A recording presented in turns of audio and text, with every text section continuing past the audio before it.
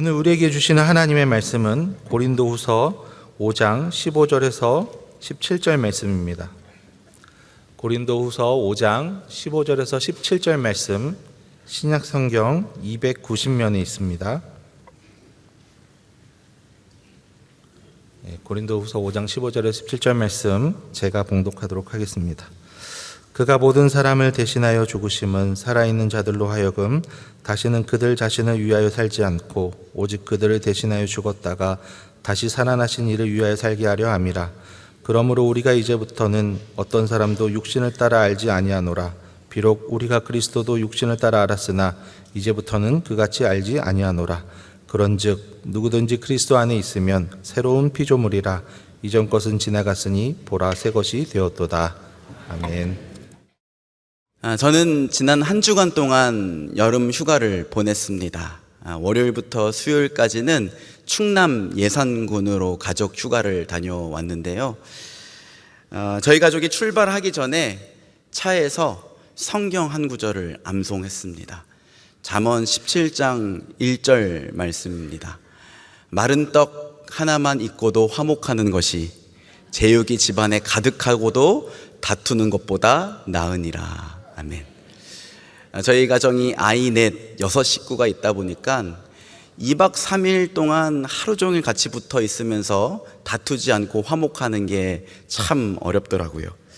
그래서 제발 이번 휴가만큼은 우리 다투지 말고 끝까지 즐겁게 화목하게 지내자라는 마음으로 다 같이 잠언 17장 1절 말씀을 암송하고 기도하고 출발했습니다.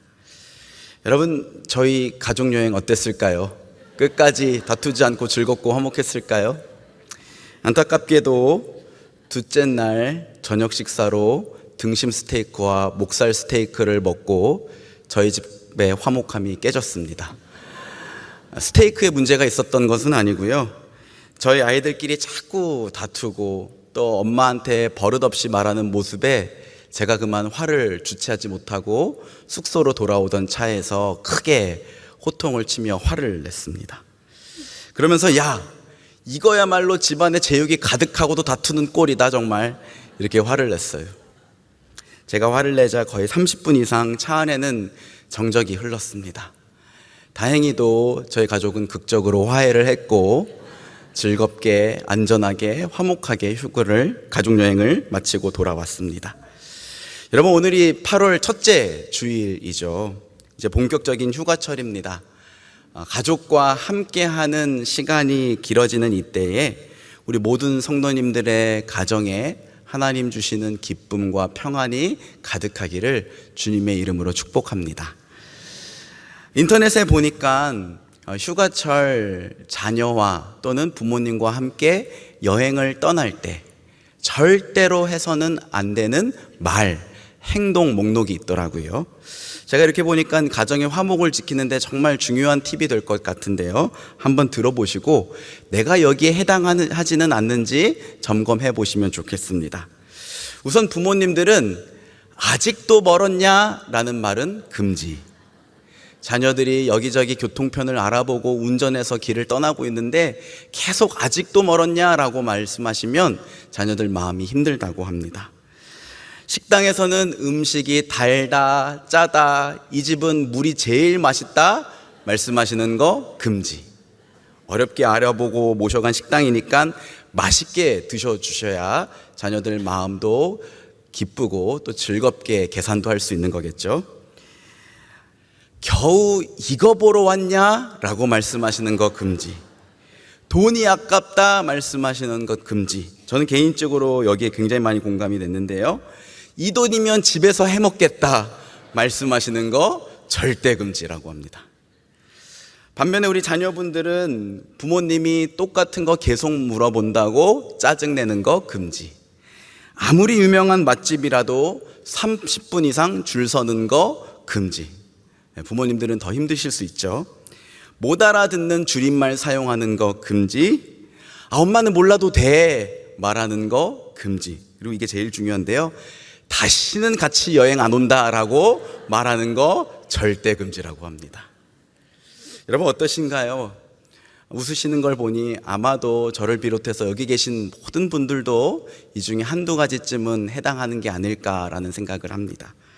공감이 돼서 웃기면서도 사랑하는 가족과 화목하게 지내는 것이 이렇게 어려운 것이구나라는 생각이 들어서 씁쓸하기도 합니다.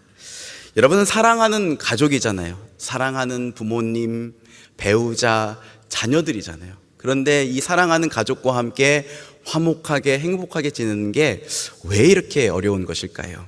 이유는 간단합니다. 우리 모두가 다 죄인이라서 그래요. 여러분, 죄가 무엇입니까? 성경이 정의하는 죄는 내 마음에서 하나님을 몰아내고 나 스스로가 왕노릇하는 상태입니다. 이게 바로 죄의 본질이에요. 그리고 우리가 아는 모든 악한 생각, 말, 행동들이 바로 하나님을 몰아내고 나 스스로가 왕이 된 상태에서 나오는 것입니다. 그리고 죄인된 우리에게서 나타나는 가장 큰 특징이 바로 자기 중심성이에요. 그러니까 여러분, 우리 가정이 화목하기 어려운 이유는 우리가 자기 중심적으로 생각하고 말하고 행동하기 때문입니다. 두세 번 물어보는 부모님의 질문에 쉽게 짜증나는 것도, 왜 이렇게 음식이 다냐 짜냐 물이 제일 맛있다라고 말씀하시는 것도 결국은 내가 다 자기 중심적인 죄인이어서 그런 거예요. 나를 만족시켜줘, 나를 좀 이해해줘, 나를 좀 더 편하게 해줘 라는 이런 자기중심적인 욕구들이 끊임없이 우리 안에서 차오르고, 바로 이 욕구들로 인해 가족들을 괴롭게 만들고 나아가서 자기 자신을 괴롭게 만드는 것입니다. 그런 점에서 저는 우리 가정을 행복하게 화목하게 살리는 해답이 오늘 말씀에 있다고 생각합니다. 자기 중심적인 죄인된 저와 여러분이 꼭 붙들어야 할 말씀이 오늘 본문 말씀에 있어요. 우리 17절 말씀 다시 한번 좀 읽어보겠습니다. 시작.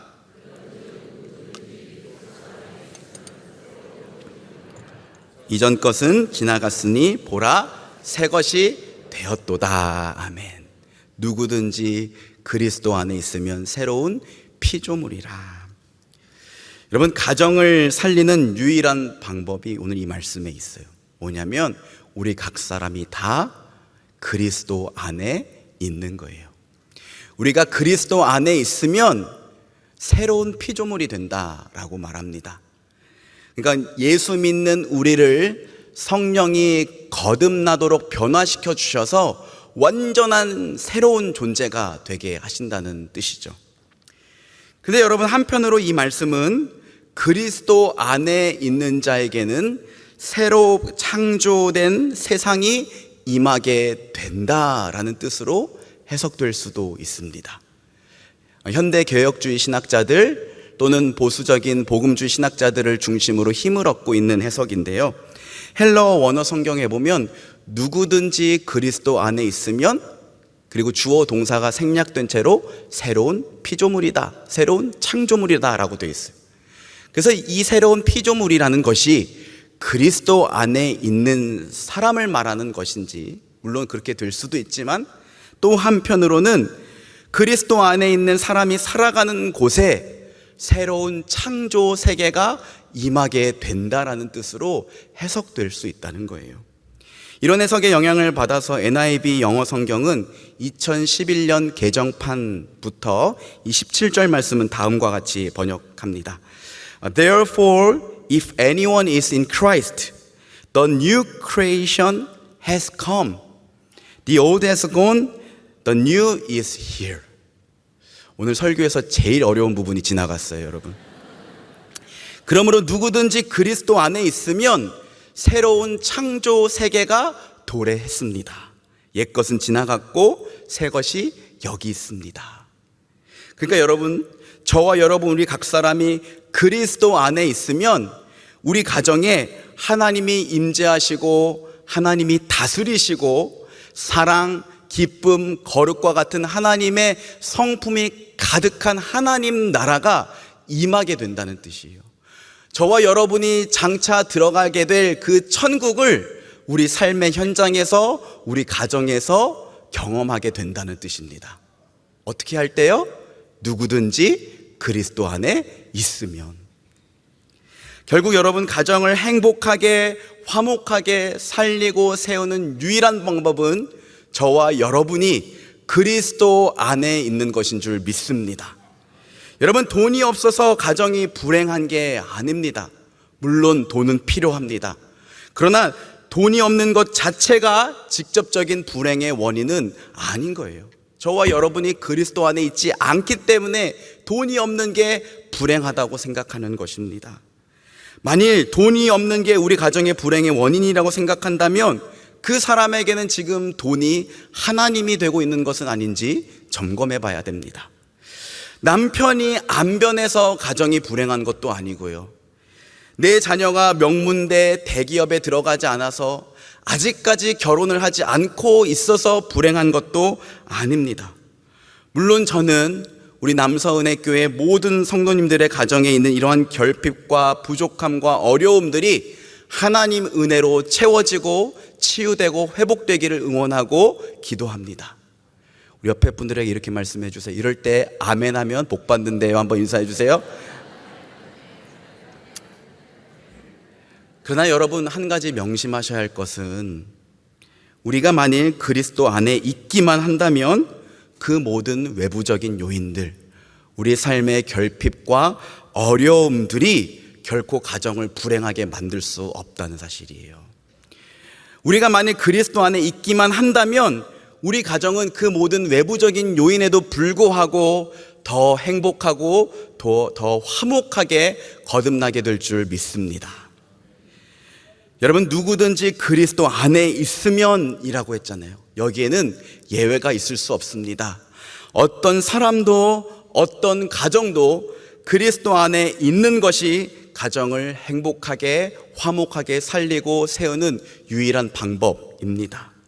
만일 저와 여러분이 매일 그리스도 안에 있으면 우리의 가정은 금세 치유되고 회복되고 새로워질 줄 믿습니다.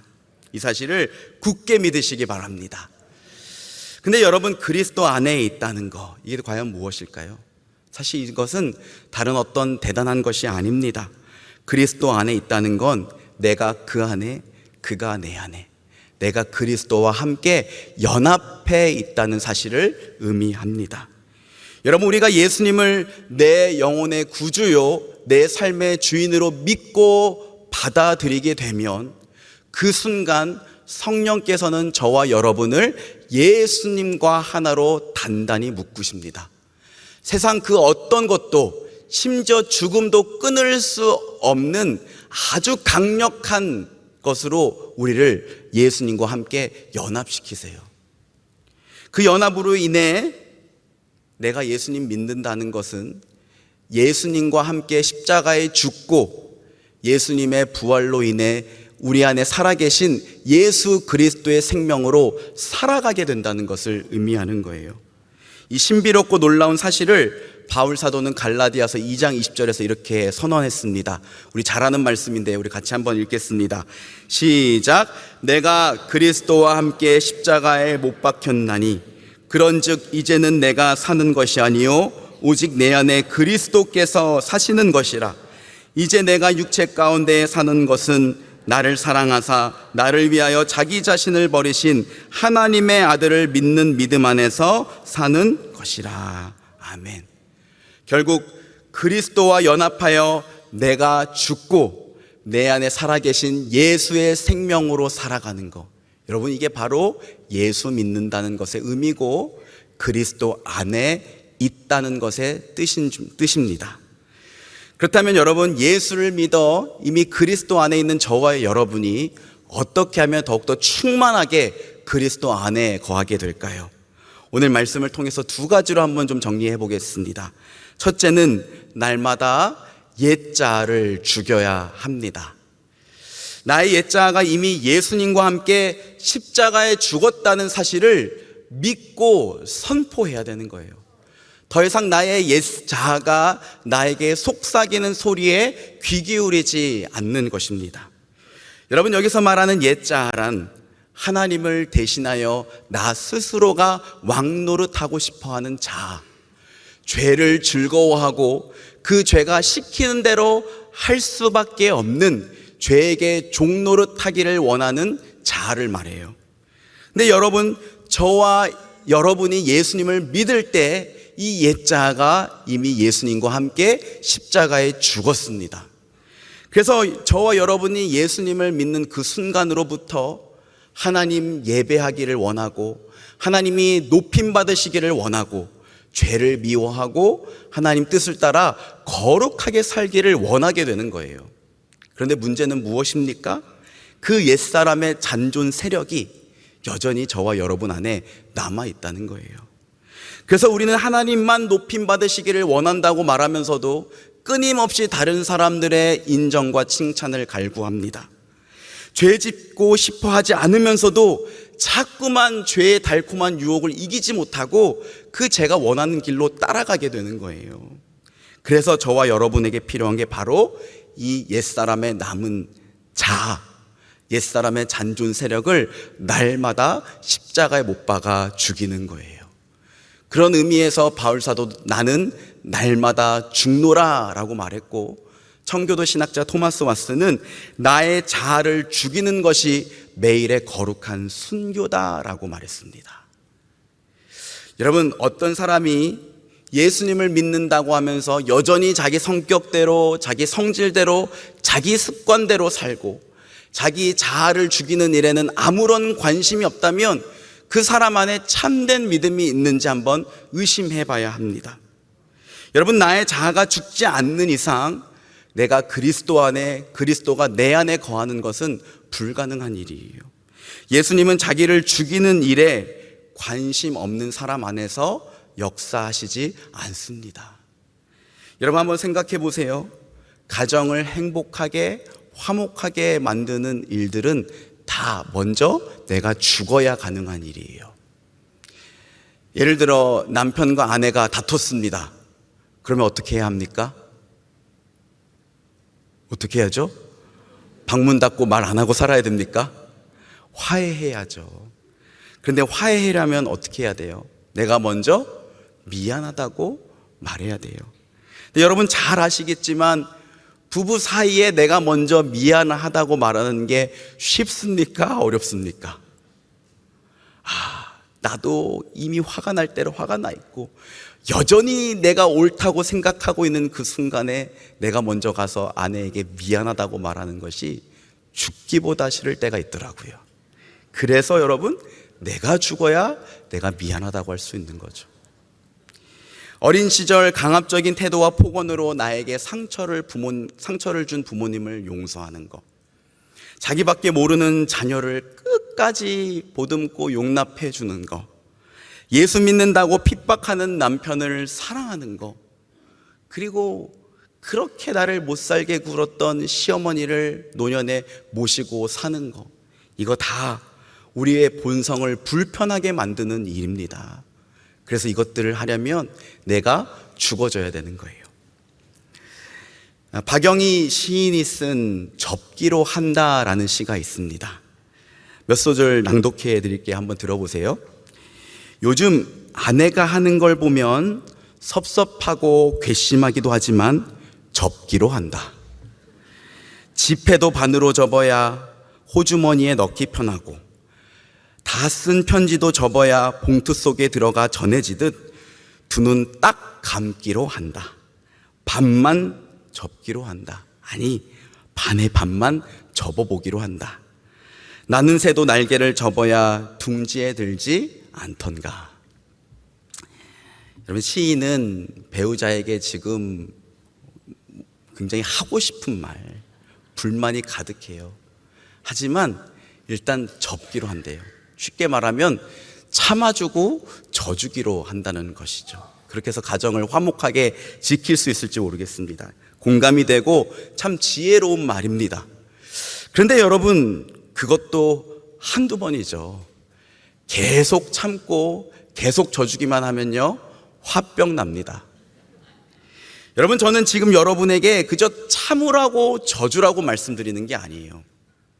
그게 아니라 내가 예수와 함께 이미 죽었다는 사실을 믿고 그 믿음으로 선포하고 그 믿는 대로 살자는 걸 말씀드리는 겁니다.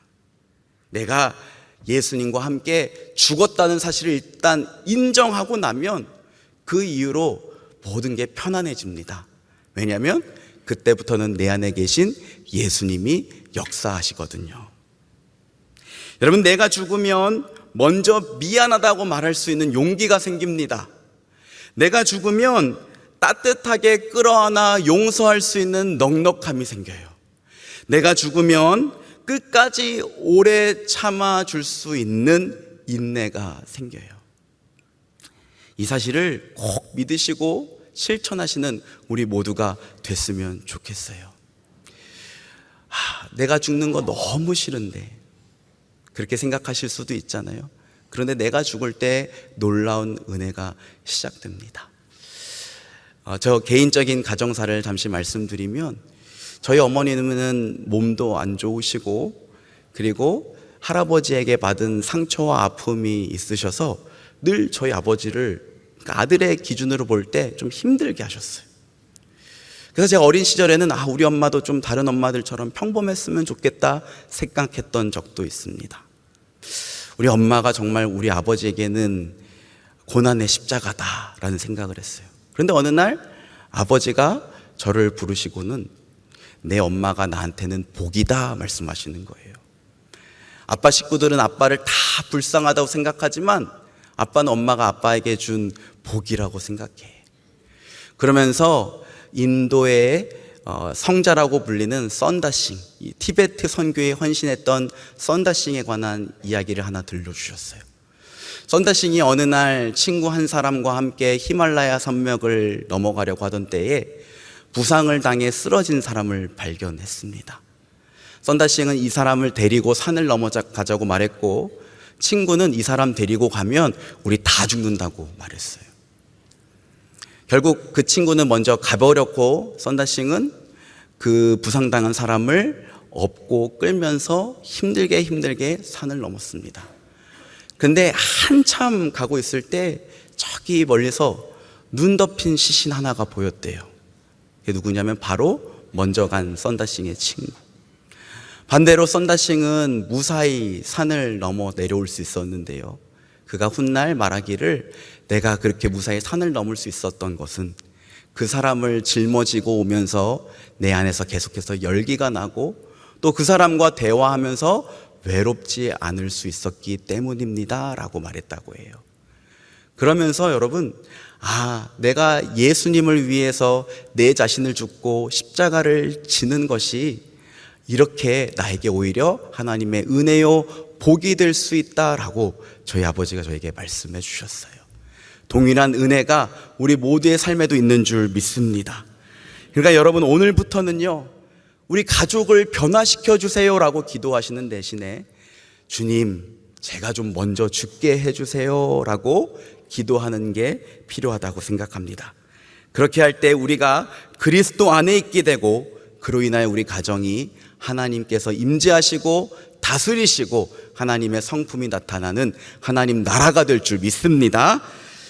두 번째로는요, 예수님의 시선과 마음을 구하라입니다. 여러분, 내가 죽고 예수의 생명으로 산다는 것은 예수님의 시선과 마음을 품고 다른 사람을 바라보고 대하는 것에서부터 시작됩니다.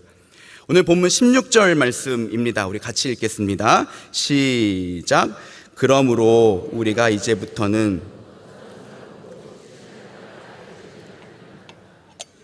우리가 그리스도도 육신을 따라 알았으나 이제부터는 그같이 알지 아니하노라. 여러분, 이 말씀에서 육신을 따라 안다라는 말은 세상적인 기준, 인간적인 기대로 사람을 바라보고 판단하고 대한다는 것을 말해요. 바울 사도는 처음에 예수님을 철저히 인간적인 기준으로 생각했습니다. 예수님을 목수의 아들, 율법을 어긴 이단자, 자기의 죄 때문에 십자가에 정죄받아 죽은 저주받은 사람이라고 생각했어요. 그러던 어느 날 다메섹으로 가던 길에서 부활하셔서 빛으로 찾아오신 예수님을 만났습니다. 그리고 그의 영안이 열렸어요. 그리고 그때부터는 예수님을 더 이상 인간적인 기준으로 알지 않게 됐습니다. 그는 말합니다. 예수님을 율법을 성취하시고 십자가에서 우리의 모든 죄값을 대신 치르신 거룩하신 하나님의 아들이다. 그리고 더불어 바울은 다른 모든 사람들도 예수님의 시선과 마음으로 알게 됐다고 합니다. 여러분, 우리도 육신의 시선으로 가족을 바라보지 않아야 됩니다. 인간적인 기대로 또는 기준으로 부모님을 또 배우자를, 자녀들을 바라봐서는 안 됩니다. 부모님이라면 이 정도쯤은 좀 해주셔야 되는 거 아니야? 내가 지들에게 해준 게 얼마인데 감사할 줄 알고 더 잘해야지. 내가 애 보느라 이렇게 고생하고 힘든데 좀 알아서 잘해줘야 되는 거 아니야? 이런 인간적인 기대들이 우리 안에 차오를 때가 있잖아요. 여러분, 그런데 이렇게 인간적인 기대, 인간적인 기준으로 가족을 바라보면 우리는 늘 실망하게 되어 있습니다. 그리고 나를 실망시킨 그 가족을 계속해서 채근하고 괴롭게 만들게 돼요. 저는요, 목회자라서 그런지 저희 자녀들에게 좋은 점수 받아오는 것에 대해서 크게 기대하지는 않습니다. 다만 목회자라서 자녀들에게 유독 기대하는 게 따로 있어요. 그것이 무엇이냐면 신앙과 예절입니다. 저희 자녀들이 다른 건 몰라도 신앙과 예절을 가진 사람으로 자라났으면 좋겠어요. 여러분, 신앙과 예절 얼마나 좋은 겁니까? 얼마나 꼭 필요한 것입니까? 그런데 그 좋은 것도 인간적인 기대가 되어 자녀들을 바라보면 자녀들을 고통스럽게 만들 수도 있더라고요. 제가 청년부에서 사역할 때 청년들이 종종 저희 집에 놀러 올 때가 있었습니다. 그런데 여러분 그거 아시죠? 아이들이 꼭 손님이 오면 유독 부모님의 말을 안 듣고 또 부모님을 화나게 만드는 말과 행동을 하잖아요. 그날도 유독 저를 열받게 하더라고요. 그래서 웃는 얼굴로 청년들에게 잘 가라고 인사하고 문을 닫고 돌아서서 아주 무섭게 소리 지르며 화를 냈습니다. 그런데 그 다음에 청년들이 놀러 와서 제가 막 식사 기도를 하려는데 당시 초등학교 1학년이었던 저희 첫째 딸이 이렇게 말하는 거예요. 아빠, 언니 오빠들 가면 우리 또 혼내라. 제가 그때 아차 싶었습니다. 정말 당황스럽고 부끄러웠어요. 그러면서 제가 그때 깨달았습니다. 나는 사람들 앞에서 목회자로서의 나의 체면을 위해서 우리 자녀들에게 신앙과 예절을 강요하고 있었구나. 제가 한 목회자 세미나에서 들은 어느 젊은 목사님의 간증인데요. 이 목사님은 감리교 목사였습니다. 목사님은 도시교회의 담임 목회에 청빙을 지원했지만 마땅한 자리가 없어서 어쩔 수 없이 시골에 있는 작은 교회로 교단의 파송을 받아서 가게 됐대요. 흙먼지가 흩날리는 그 시골길을 따라서 가족들을 데리고 차를 운전하면서 가는데 마음이 정말 어렵더래요.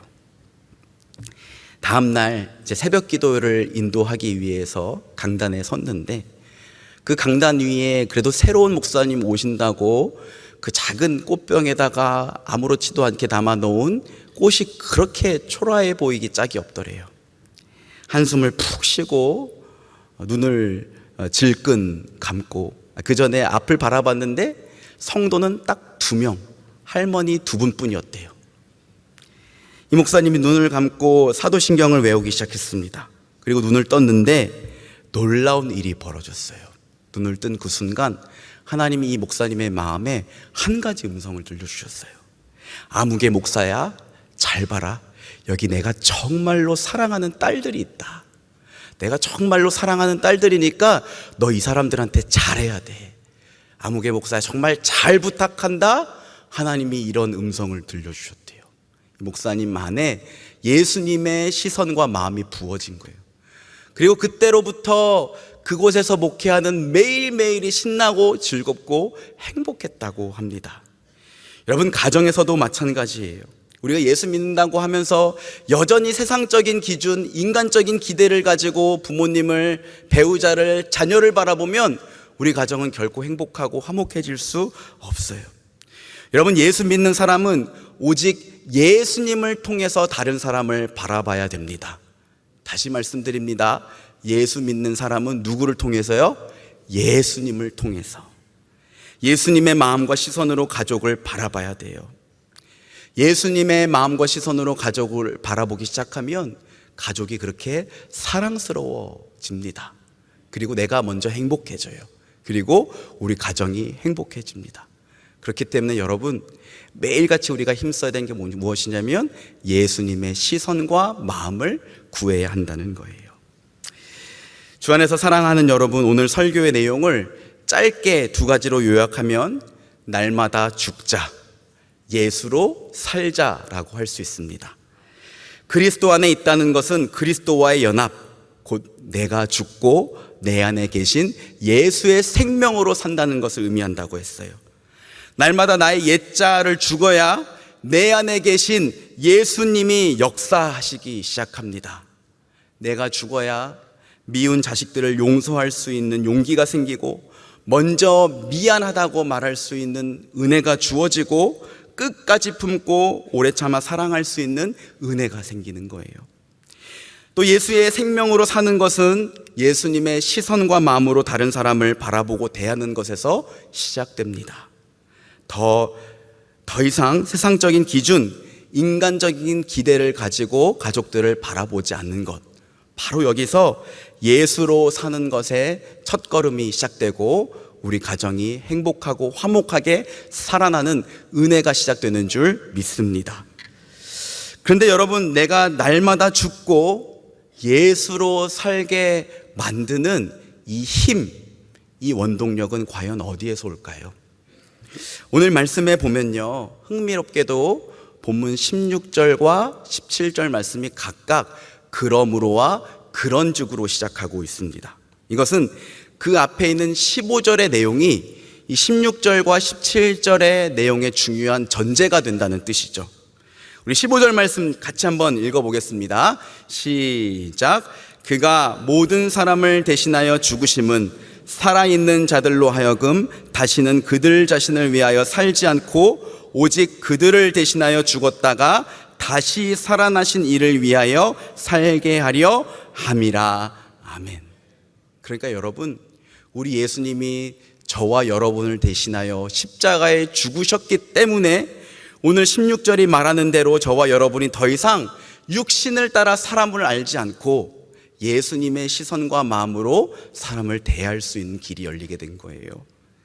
예수님이 저와 여러분을 대신하여 죽으셨기 때문에 17절이 말하는 대로 나의 옛자가 예수와 함께 죽고 예수의 생명으로 살게 되므로 우리의 삶에 하나님 나라가 임하게 되는 것입니다.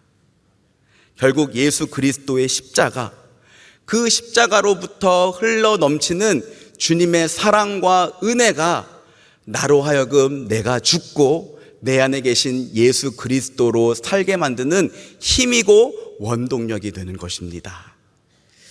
저희 막내 아이가 5살인데요, 요즘 우주, 특별히 태양계에 좀 꽂혀 있습니다.